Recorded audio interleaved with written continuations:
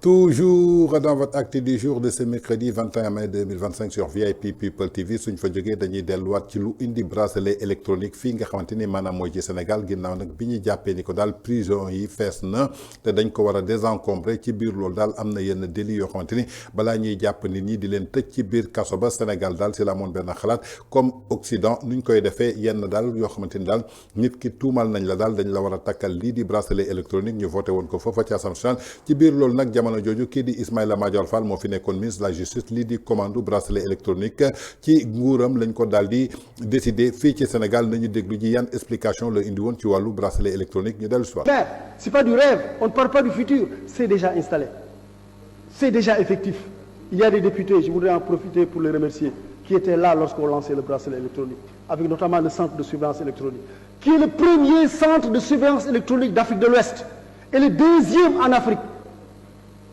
où on va permettre maintenant à des citoyens sénégalais, si on est en matière d'instruction, de rester sous instruction, mais de ne pas aller en prison, parce qu'on va leur mettre le bracelet électronique. S'ils font l'objet de condamnation pour certaines infractions et certaines condamnations, ils sont éligibles au bracelet électronique et on pourra leur mettre le bracelet électronique. Ils vont rester chez eux, vaquer à leurs besoins, pouvoir travailler et rester avec leur famille. Le bracelet électronique, c'est ça qui va le permettre. Et ça, c'est du moderne. Donc quand on dit modernisation, ce n'est pas des mots.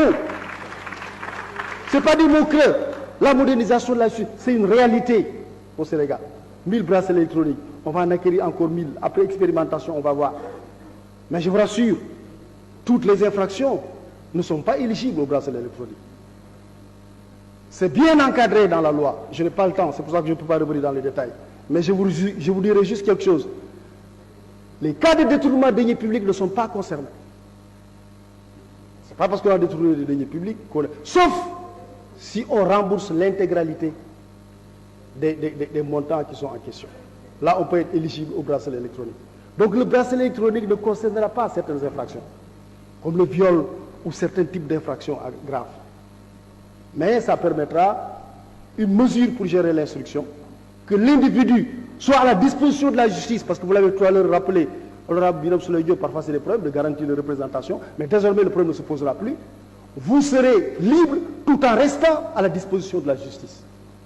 Et lorsqu'on verra aussi qu'un individu condamné, homme ou femme condamné à un bon comportement, lui mettre aussi le bracelet électronique et lui permettre et faciliter ainsi sa réinsertion sociale. kon ñoo ko déggandoo muy Ismaïla Madior Fall bi mu taxawee ci kanamu député yi foofu ci assemblée nationale mi ngi doon expliquer li nga xamante ni daal mooy construction centre de surveillance jëmale ko daal ci wàllu bracelet électronique yi nga xamante ni tey ji moo ko jural moom ñu takkal ko bracelet électronique ndaxte ki ñu joxoon marché bi. moom si boppam moo ko daal di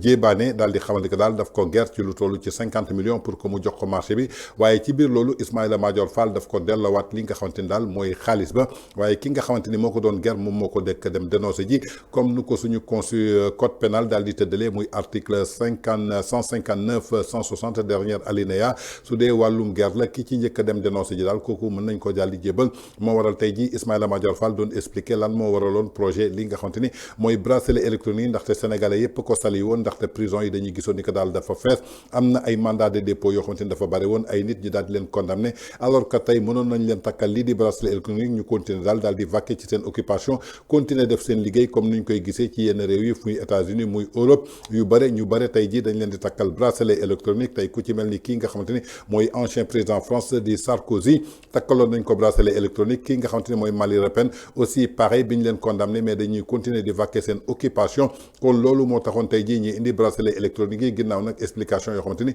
moom Ismaïla Madior Fall def na ko jëmale woon ko daal ci li nga xamante ni tey jii moo waraloon tabax li nga xamante ni mooy centre de surveillance képp ku ñu takkal bracelet électronique mu am benn centre boo xamante ni mën nañ la surveiller que saa su nekk yaa ngi respecté li nga xamante ni moo tax ñu takkal la ko.